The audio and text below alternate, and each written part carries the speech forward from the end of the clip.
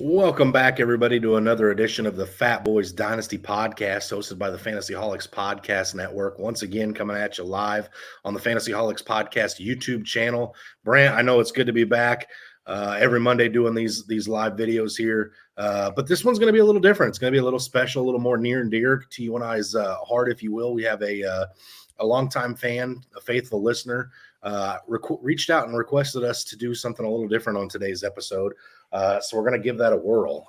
Jennifer DeHart Sons, she was there with us every week, Brant, on the live start sits, a woman of our heart, consistently coming in and asking us what we had on the menu for the week. Definitely knew how to get you and I's attention and get her question answered. So, when she reached out, messaged our Facebook page, and said that she wanted to hear how to break down a startup. How do you things you do and things you don't do, what to avoid when you're doing a dynasty startup draft. It just felt natural that we bring that here and do that for her. Yeah, absolutely. And Jennifer, if you reach out to us on our Facebook page, on the Fatboyz page, send us some of your information, and we'll get a Fatboyz Dynasty or a Fantasyholics podcast shirt sent out to you with the good old Fatboyz logo on the back there. A good friend of mine made them for the draft. I have a few extras that didn't quite fit this fat boy, so definitely get them sent out to you, or sent one out your way. Just reach out to us, and anyone else that's listening, don't hesitate. Reach out to our Fatboyz Facebook page or the Fantasyholics page if you got something you want to hear about on these live podcasts. This one was one that we kind of I think we hit on it a couple of years ago when we first started doing our cast, and kind of avoided it again because we did our startup that year. But it's definitely a good one to get into and talk about, and especially during this downtime right now. A lot of people are starting up dynasty leagues or even prepping for your draft. So we're going to roll it in. Mainly it's going to be how to, do's and don'ts of dynasty, but I'm sure we'll roll in some do's and don'ts of redraft in here as well. If you need IDP, don't hesitate to reach out over there on the Fantasyholics page. Give our IDP podcast a listen. He does wonders over there. Yeah, Brant, in addition to that, anybody else who's interested in potentially being a lucky recipient of a Fantasyholics Podcast Network T-shirt with the Fatboyz logo on the back, I know you have another one, Brant. We could always get a couple more potentially too, but let's just put it out there. Let's do a contest. Like the Fantasyholics Facebook or YouTube page. Send us a screenshot or a picture of your computer showing that you subscribe to the Fantasyholics Podcast YouTube channel, to either the Fantasyholics page, Facebook page, and put the hashtag Fatboyz in there, or send it to the Fatboyz Facebook page, and we'll give it a couple weeks and we'll do a giveaway, and somebody else aside from Jennifer will also be lucky enough to wear a Fatboyz Dynasty Podcast t-shirt. Yeah, absolutely. I got two that don't quite fit my big body, so we'll definitely get those two out there. 10-4. All right, so let's get into this, Brant. So, for those that have never done a dynasty draft before, it can be an intimidating task. There's a lot of question marks, right? Like, where do I take this player because his age is getting up there? Where do I value this rookie pick at? There's a lot of question marks, excuse me, that are a little different for the dynasty community than what they are for the redraft community. Because if you mess up a draft and a redraft, it's 1 year, no big deal. I'll do more research. I'll hit them harder next year. In a dynasty, if you mess up in that initial draft, it could take years to rebuild. And it's definitely a grind going through that rebuild process as it is anyway. Yeah, it definitely is. And in a dynasty league, you have to know that eventually you're going to go through a rebuild. Now, the question is, when we started up our dynasty home league, I went into it treating it like a redraft, and it wasn't even 3 weeks later that I was already starting to realize some do's and don'ts that I should have been following when we did it. Kenny Galladay and at the 5th or 6th round. But we don't need to talk about that quite yet. I'm sure we'll get there. I'm sure we'll hit that eventually. But one of the biggest things that you have to know is know your scoring. Know your league scoring. That's the biggest thing. Make sure you study that. Study that right off the bat. Is the receivers the prime? Is it PPR? Is it tight end premium, super flex? Do the wide receivers get bonus points for so many yards? Are the running backs getting bonus points for touches? So make sure you study those rules and you know those rules very, very well, because you look at a rule like Derrick Henry in the first round. I know he's 29 years old, but if you're getting points per carry, the man's almost guaranteed 20 plus carries a week. So you're going to get, 20 plus whatever the point is. So, and in my mind, he would move up ahead of a few other backs like a Kenneth Walker that is in a split backfield, even though he's younger, but he's only going to see 10 to 12 carries a week, potentially. So you got to really know your scoring, because some when you get into the scoring, sometimes that the movement of your own rankings are going to change. Yeah, and so Brant, I think that goes right along with my first take here, and that's do your research and have a plan of attack walking in on draft day. All right, don't be one of those people that's like, I'll just wait and see what the draft board looks like in the 7th round, and not knowing a single name on the board, not knowing where value is. I know what you and I do, Brant, may not be for everybody as far as coming in with a cheat sheet where we like what guy in what round. But at the same time, you got to do your research, and it feeds right into what Brant's saying. If it's a wide receiver premium, you get extra points for wide receivers, then, so be it. You got to have those wide receiver rankings a little bit higher than where you would maybe in a non wide receiver factored league, or if it's point per carry, obviously you adjust according to that, and you draft those running backs a little higher. Same thing goes with Superflex. Obviously, in a Superflex league, that premium of the quarterback position is going to be a little bit higher than that of in a non-Superflex. Yeah, absolutely. And when it comes into your super flex and stuff like that, quarterbacks are always going to go higher in the super flex leagues, regardless of how the scoring really is. Most people are going to value your quarterbacks because, well, most quarterbacks are going to hang 25, 30 points a week. So, quarterbacks are normally going to fly off the board a lot quicker in super flex leagues. And that leads me right into what we'll talk about your rookie. If you're doing a dynasty and you talked about research, start your research on your rookies early. If you're not a college football watcher, make sure you tune into some of those games that are on there. Make sure you go out and you're already starting to research rookies throughout the year. And that's going to roll me right into one of my other things is don't move your rookie picks so quick. So many people get into their first dynasty and like, this rookie pick means nothing. Don't move your rookie pick so quick. The rookie picks, as the season goes on, their values really go up. Because if you're competing, that first round rookie pick could turn into a CMC if that team's not competing, if they just hit a whole bunch of injuries and CMC's having a great year, or Henry or any of those guys are hitting on good years, that could turn you into a championship competitor. Don't move them rookie picks too early. And if you're right there at the middle of the road, hold on to them rookie picks, because they'll be valued later on, especially during the offseason.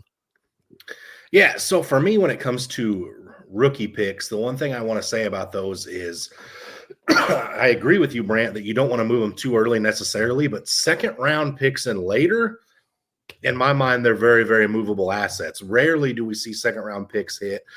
You can go back a few years ago and see guys like Amon-Ra St. Brown going in the second round, Kadarius Toney, which we still don't really know if that's a hit yet or not. But year in and year out, second round picks are more dart throws. So if there's somebody in your dynasty league who values those rookie picks and think those are gold, and you can send a second round pick or a third round pick, depending on how many rounds you do in your rookie draft, for an established veteran player that can help you compete now, it's definitely worth doing. Now, again, however, those first round picks, they do carry a little bit more value, a little bit more merit. It's a little easier to hit a player that's going to immediately impact your roster and not just dart throws. This year's rookie class is a prime example of once you get out of the first round, it's very murky. I know this isn't a class that any of us are particularly in love with, but this is definitely a draft class where those second, third round picks are pretty easy to move, in my opinion. Yeah, absolutely. All right, so go ahead, Brant. Oh, absolutely, and that brings me into your taxis. Know about your taxi spots. Know how long they can stay on a taxi. Your second, third round picks may not impact right away. So make sure you know how that taxi is. I know in one of our leagues, it's 1 year they stay on the taxi. In another one of our leagues, it's 2-year players get to stay on the taxi. But make sure you pay attention to your taxi system too. Yeah. All right. So getting back into the actual draft itself, I think it's important, Brant, and I know you and I have learned this the hard way. Um, Maintain a healthy balance of age on your roster. If you go in your dynasty draft and you say, the average life of dynasty leagues is only 2 to 3 years anyway. I want to win while their money is there, while it's guaranteed this league exists. And you go draft a bunch of guys that are like 27 years old at the running back position and a bunch of 31-year-old wide receivers. And then next thing you know, that league's going on year 4. You're probably sitting in a pretty rough spot, whereas the rest of your teammate or league mates are probably much healthier. Now, it may be okay if you won that league, your first or second year in the league, but if you didn't, you might be pretty sour. I know, Brant, you and I, when we first did our first dynasty draft years ago now, it was a thing. Like, what, I mean, CEH went in the first round of our startup in our home league, just because the age was there, the draft capital, whatever. But it's a prime example that you can't go too young, because you don't want to, you want proven talent that exists, that you know what it is, but you got to have those younger guys to hopefully step up and replace those aging vets. Obviously this year, if you drafted a guy like Derrick Henry, you'd be happy with what Derrick Henry is going to do this year, probably, but it'd be really nice to be able to get like a Jahmyr Gibbs to slot into that Derrick Henry spot in the years moving past, after Henry hangs it up, steps down, whatever you want to call it. Yeah, when it comes to startup, think about how you want to attack. Do you want to attack, year like you said? Do you want to win year 1 and 2? Do you want to attack it like that, or do you want to punt that first year and just start building the young crew? Make sure you have that plan of attack going into the draft, because if you want to, go hard. We had a guy in our home league that went hardcore into trying to win this first year, and he had a lot of injuries. He ended up going almost straight into rebuild. I thought I was going to compete my first year, and Kenny Galladay, we'll just leave it at that. It wasn't very good for me. So make sure you go in and you know what your attack is. Or do you want to just come straight out of the gate and shoot for the moon and go for the win the first year and maybe start your rebuild the following year? Or do you want that balance? I always say get that balance. Make sure you have some youth. Youth will probably go a lot sooner than you expect in dynasty leagues, because some people are going to attack it a whole lot differently. Like you said, CEH went first round. Let's see who else was in that draft that went very early. Keyshawn Vaughn went extremely early in that draft. So a lot of young talent went way too early in my mind. Well, you said CEH and Keyshawn Vaughn and young talent in the same sentence. I don't know if that was intentional. Maybe wasted young talent or lack of talent, but what people young thought was right. going to be the comeback. My biggest thing is whenever you start your dynasty, make sure you grab that handcuff. Make sure you grab your running back's handcuff. That could be the biggest thing from you competing and continuing to compete that year.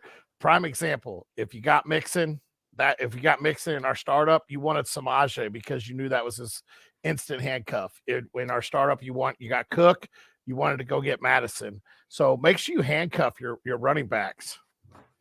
And that too, really, Brant, depends on the size of your bench.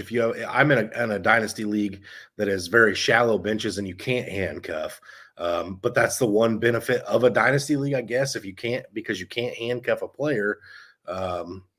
One, if you have the number 1 waiver claim, it's really great. And number 2, it's a dynasty league. So if my stud goes down and I'm out, there's always next year. Mm-hmm. But that bench is very, very shallow. So in that one particular league, it's not possible. So staying with the draft here for me, I got one more thing to stay with the draft at this point. So even in whether it be a super flex, tight end premium, or just a straight up PPR dynasty league, some positions are worth paying a premium for in dynasty. And what I mean by that is, so let's say you're drafting this year, Brant. Where do you think in a non-super flex league, where do you think a guy like Jalen Hurts goes? A guy like Jalen Hurts, he just re-signed with Philly. He's there going to be long term. In a non-super flex league, you may want to jump and get him in the earlier rounds. I know a lot of people say wait for quarterbacks, but in a dynasty, Jalen Hurts is just signed his extension. He's staying with Philly. Philly's built that offense around. So you're talking Jalen Hurts is one of the top 3 quarterbacks off the board in my mind, because where he's going to be. Well, maybe top 4, but either way, where he's going to be. So you're probably looking at him in probably the 5th or 6th round, about right where you should start thinking about quarterbacks. And that brings me to a point.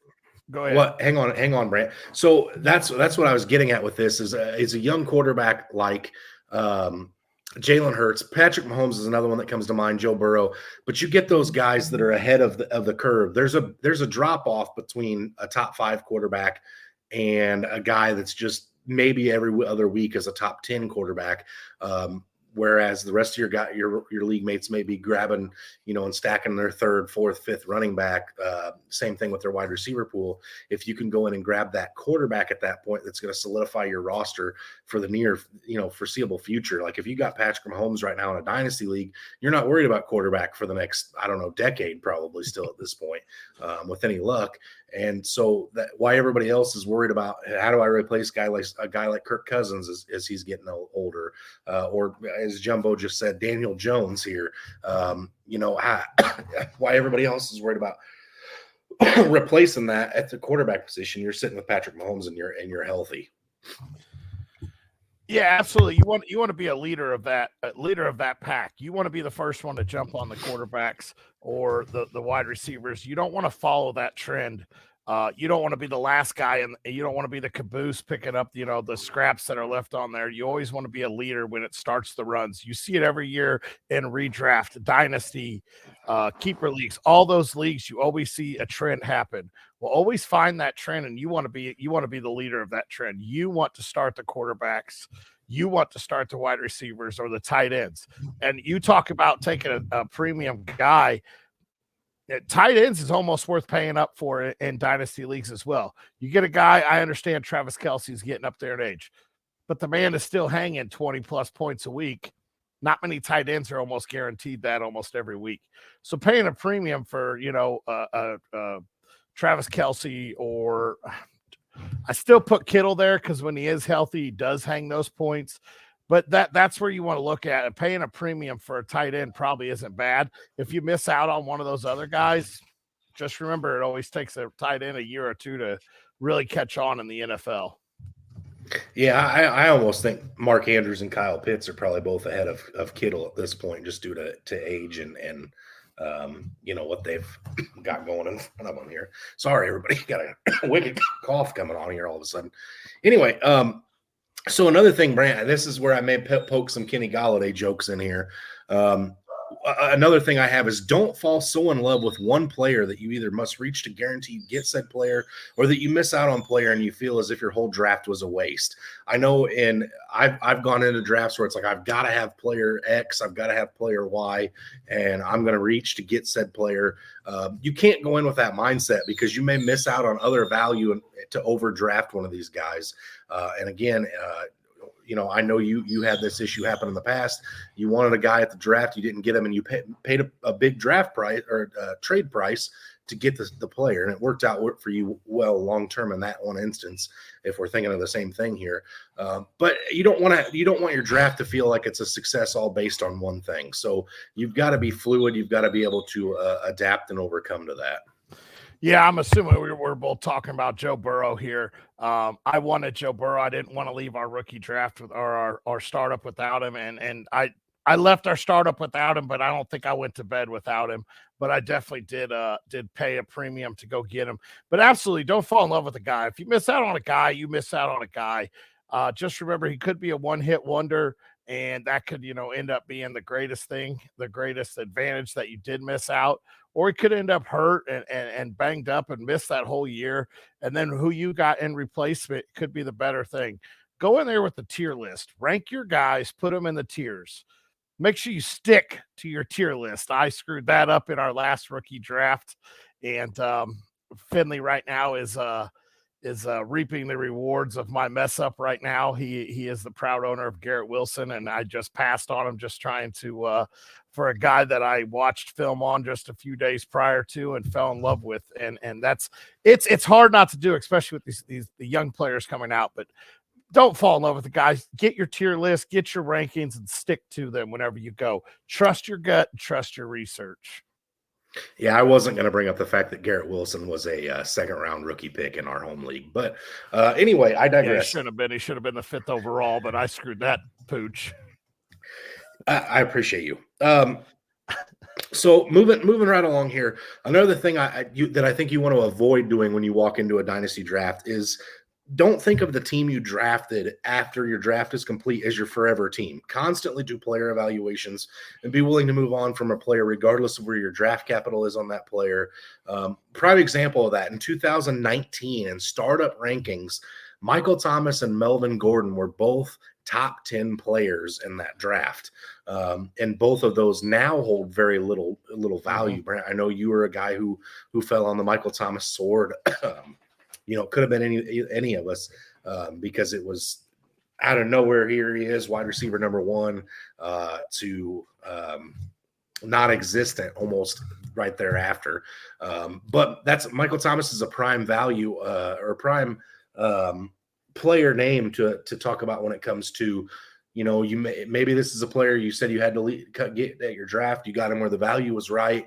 And now the value's changed, but you got to be willing to move ahead of them, get ahead of that curve when there's that fall off, get off that shit before it sinks to the bottom of the ocean. Much similarly to what you did with Kenny Golladay, Brant. I know you took him high. It was always that, well, he's going to live up to that eventually. And then it was I don't want to let him go because as soon as I do, he's going to hit and somebody else is going to pick him. And he clogged your roster up for quite a while there. I think about the last week or two of last year was when I finally had to cut ties with that young man, and now only Lord knows what he's going to do. But you're right. Don't right now I have a guy on my roster that I still have high hopes for in Bateman, and I mean he's young enough that I can hold on to a little bit longer. But be willing to move on. Be willing to move on. Another thing with when you're drafting is guys like Javonte Williams, guys that are going to be slipping because of their injury. Don't hesitate to take them late, especially if they start out on the pup. You got an IR list for a reason. Go out there, look for the guys that may be, hurt. Javonte Williams is the first name that comes to my mind. He's going to slip in a lot of drafts. He's going to slip in a lot of dynasty drafts. And really, there's a whole lot in front of him. Yes, there is Samaje P. Ryan, who's been very serviceable. But when Javonte comes back, and it may be a whole year before he's back to 100%, if he ever gets there. But guess what? You get a young, what is he, 22? I don't have it pulled up right now, 22, 23. And he comes back and lives up to where he's, what he was supposed to do in Denver. You got a guy in the later rounds of picks. So when you get in those later rounds, don't hesitate to reach. Skip on your defense, maybe. Just skip on your defense and pick a guy that's going to go straight to your IR. And then, grab your defense off the waivers. But don't hesitate to look for those guys that are going to be banged up a little bit that could come in and make instant impact. Jameson Williams is another guy. He's suspended, 6 weeks?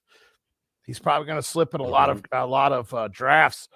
He's 21, 22 years old on a great high-powered offense that's moving forward. I don't think that he'll ever live up to where his draft capital was in the NFL of a first rounder, but he does have that potential to be a wide receiver 2 or wide receiver 3 guy. So make sure you're looking for that value late in drafts. Yeah, and those kind of players that you just mentioned, Brant, whether it be a Javonte Williams or a Jameson Williams, those are a little bit more of the dart throws that we like to see, just because there's a little bit more sustainability and a little bit more chance of those guys hitting. Another one would be a guy like Calvin Ridley, who now at this point he's probably skyrocketed back up in ADP. But if you did a dynasty startup draft last year, you were probably able to get him like darn near for free, for cheap, for not a normal price tag on him at all. And now you're sitting there staring down a guy who could come out and have 1,000 yards receiving this year and be Trevor Lawrence's number one guy. So there's a difference between an uneducated dart throw late and an educated dart throw in these drafts. And again, they're dart throws for a reason. They may not hit, they may hit.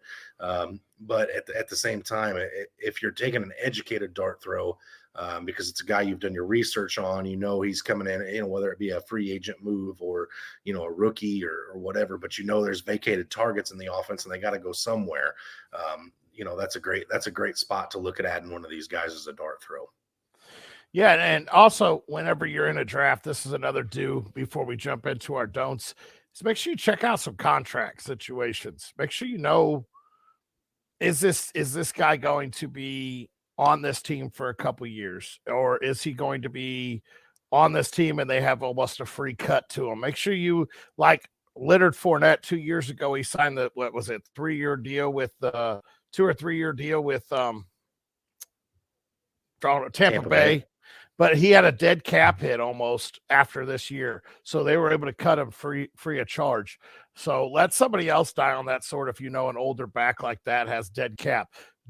Cook right now is one of the prime examples. You're not sure what's going to happen with Cook there in Minnesota. So I'm drawing blanks on teams. You can't stop coughing, boy. This is a fun one. But yeah, make sure you check out some contract situations too.